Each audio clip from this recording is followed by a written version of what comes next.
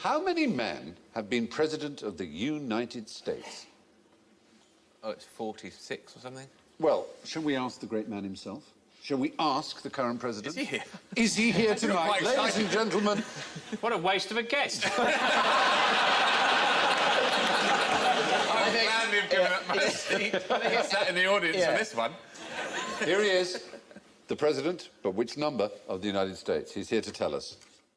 I thank President Bush for his service to our nation.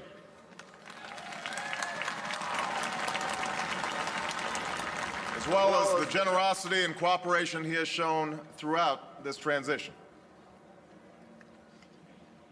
44 Americans have now taken the presidential oath.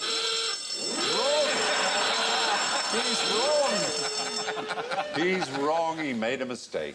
He's only been on once and he's wrong already. He is currently known as the 44th, just as Bush was known as the 43rd, but they aren't. Bush was the 42nd and he is the 43rd. Oh. Do you know why this is? One of them was invisible. Was there someone who was president for a bit and then stopped being president? Someone else was president and came back? There was one non-consecutive president, Right. who was the 22nd and the 24th. Why did they count him as two? That doesn't make any sense. Yet they count Clinton as one. Yeah, because his terms are Consecutive consecutive. This one was the 22nd, then Benjamin Harrison was president, and then he was the 24th. This was Grover Cleveland. I think if I was doing that, if I was setting that system up, I would have gone for the number of different men. Right? Yes. I would say, you know, that you get a new number if you're a different man. Person, exactly. Not if there was a gap. No, I know, but there's only ever been one gap, and for some reason they didn't do that. So when he took his second oath, he was called the 24th president, although he was the same man who'd been the 22nd. Well, he was actually Stalin. He was, he does look a bit like So not only did he rule Russia, kill millions of people, he was two presidents of the United States. It's a weird system, That's isn't it? a CV. It's quite a bombshell. Now we know what he was doing in between presidents. Yeah, exactly. Barack Obama is, in fact, the 43rd person to become president of the United States because Grover Cleveland held the position twice with a 4-year break in between, making him the 22nd and the 24th president of the United States. What kind of cigars are banned in Chateauneuf-du-Pape? Wow. She's going to be busy for the weekend. If Bill Clinton's there, any cigar he whips out of his pocket with the wrapper already off. Do you know the weirdest thing, right? So I once had 5 minutes alone with Bill Clinton. Backstage, we were both waiting to go on to a thing. And I'd never met him before. And after 5 minutes with him, I thought, no, I probably would. He was...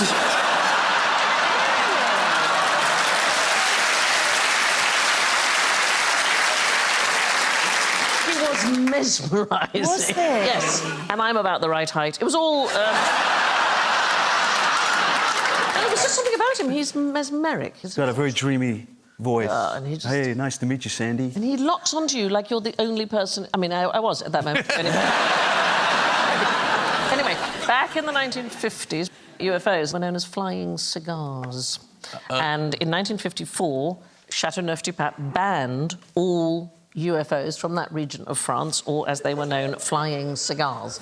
So there was a man in the north of France who had seen two figures, he said, that looked like deep-sea divers, and they had emerged from a cigar-shaped spacecraft. And so the mayor of Chateauneuf-du-Pape, Lucien Said, stop Jeune, drinking the Chateauneuf-du-Pape. he said, any aircraft known as a flying saucer or a flying cigar... I should do it in French, really. Any aircraft which is known as...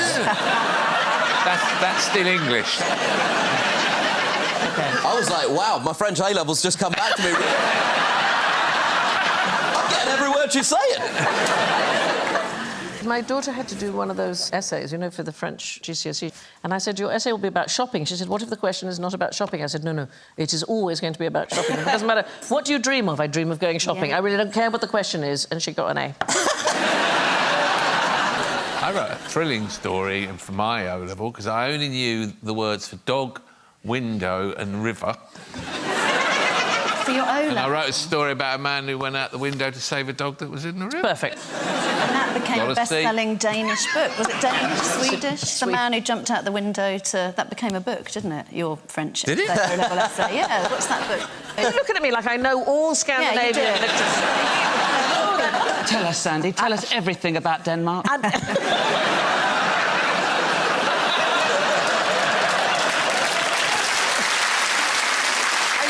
Actually, just before we came on this evening, I had a text from Jason Mumford saying, I'm in Copenhagen, where should I go for dinner? You just think, what am I, like some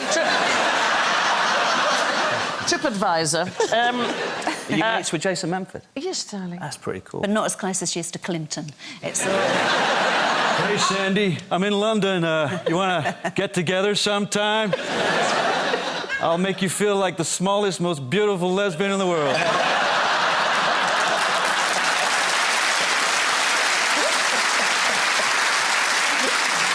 Well, me and Nish are going to come with you anyway. That's very good, darling. Hey, Nish, I enjoy your humour tonight. Yes. Very lively. Do they have many brown comedians in England? Anyway, when do you think the UFO craze began? When did we sort of first start talking about it? I think of it as being like the 50s, 1950s? Yeah, certainly after the Second World War, lots of pilots reported seeing bright orange lights and fireballs near the wings of their planes, and they became known as Foo Fighters. Oh. Ah, from the French for fire, the Foo Fighters, and went on to pick, which is the name of... The Foo Fighters. Yes, That's correct.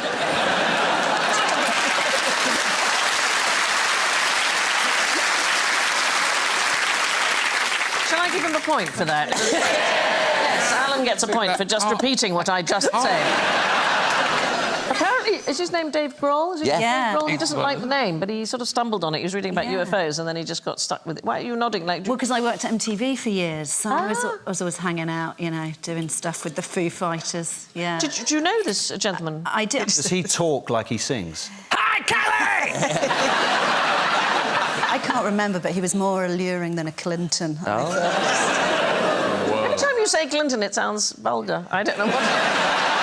Oh, I took a right pick to the Clintons the other day. I just think of Clinton cards. Oh.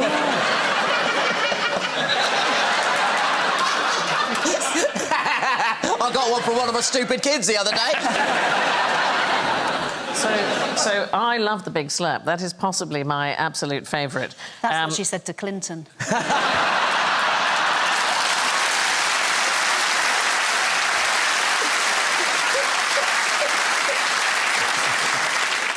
Oh, Sandy, you just carry on down there. How is it you're so good at that? It's slightly terrifying. The only time I feel truly sexy. After hanging out with Kelly all night. I'm going to confess it's not quite working on me, but I like that you're good at it. I think You don't like my lesbian haircut? It's a really nice haircut. It does look like it's on back to front.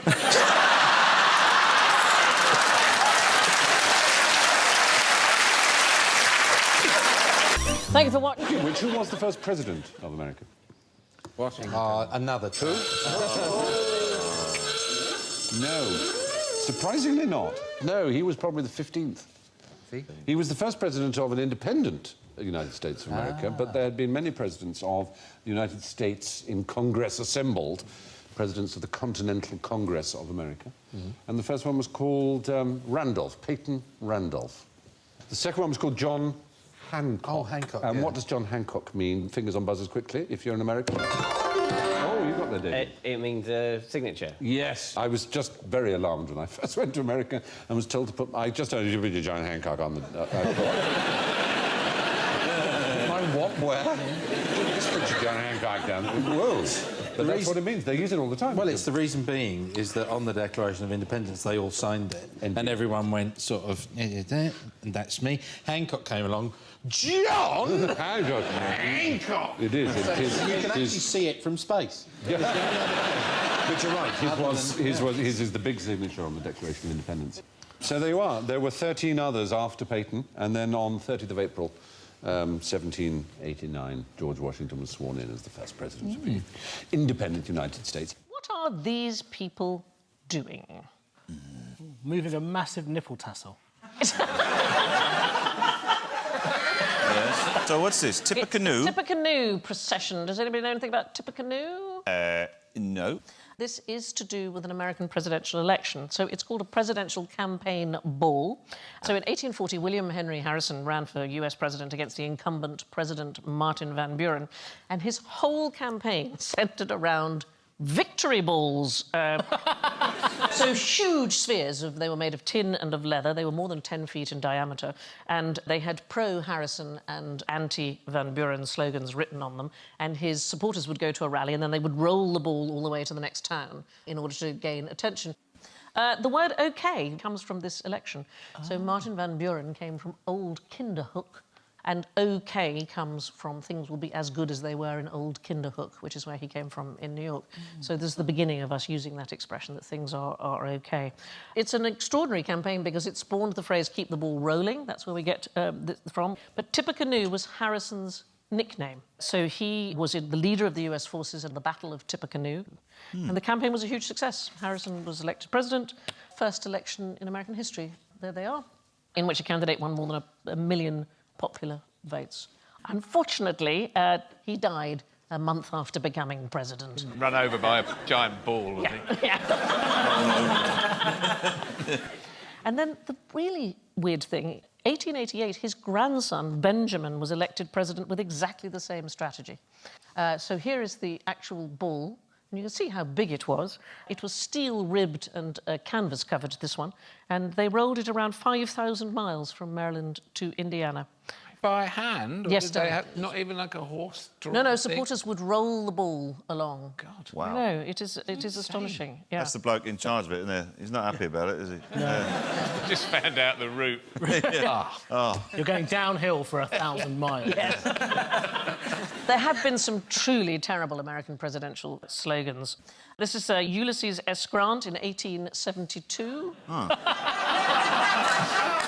Alfred M. Landon against Franklin Roosevelt in 1936. Nice. Yeah. Nice. Thomas Dewey versus Franklin Roosevelt, 1944. That's pretty good, to be fair. This is my favourite, Richard Nixon, 1972. Thank you for the first question. Complete this sentence. Donald Trump is the first president in 168 years not to have... Oh. Come on, anyone. Not to have what? A trace of common decency.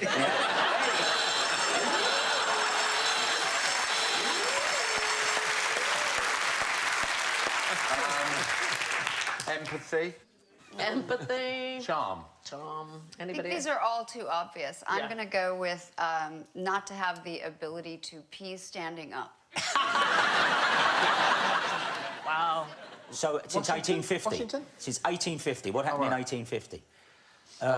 Coronation Street started. It's all the whole show is about. Oh, pet animals. Pet. Pets. Pet? He's the first president not to have a pet in the White House. He's got Melania.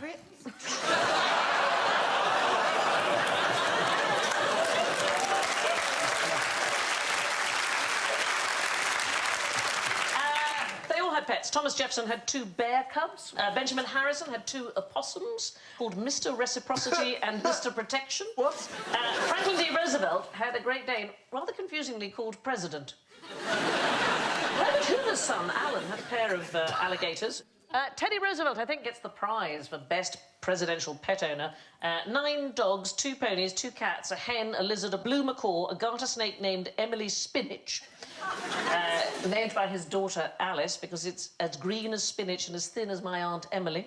A small bear, a piebald rat, a pig, a rabbit, a laughing hyena, a barn owl, a one-legged rooster and 5 guinea pigs. He also had 6 children, which seems a lot, and a badger called Josiah. He also had the pony called Algonquin, who was so beloved by the president's son, Archie, that when he was sick in bed, his brothers Kermit and Quentin brought the pony up in the lift. Who'll bring the pony up to the room now? Who's going to do a pony? I don't think Mother would allow that. In 1940, Franklin D. Roosevelt was given a Scottish Terrier puppy that he named Murray the Outlaw of Fala Hill after one of his Scottish ancestors, and it was known as Fala, and it travelled everywhere with the president. He became a celebrity in his own right. He had his own secretary to answer fan mail. That's him there with the genius Eleanor Roosevelt, who really was the power behind the throne in that particular presidency. During the Battle of the Bulge, that's the last sort of big German offensive in the Second World War, the American soldiers used to ask each other the name of the president's dog, and if you got the answer Faller, then you knew it probably wasn't a German who was masquerading as an American. Donald Trump is the first president of the United States to steer clear of any petting in the White House. Oh. I'm just going to let that live in the air for a second. From apples to something as American as apple pie, dodgy presidents. Richard E. Grant, this is for you. What ghastly blot on his reputation did your namesake Ulysses S. Grant share with John Prescott? They both had a condition called erectus permanentus. Which is, no, it's serious. It is absolutely true. From, you know, the age of 5, it's been at full Woody mast the whole way through. Which is why John had to get into that Jaguar and travel that 1 mile distance, because Ulysses did the same thing in a carriage trip from a very small 18th century mile to Washington. You've mentioned John Prescott's Jaguar. Right. And you've mentioned Ulysses S. Grant in a wooden cart. Right. Stick with that thought.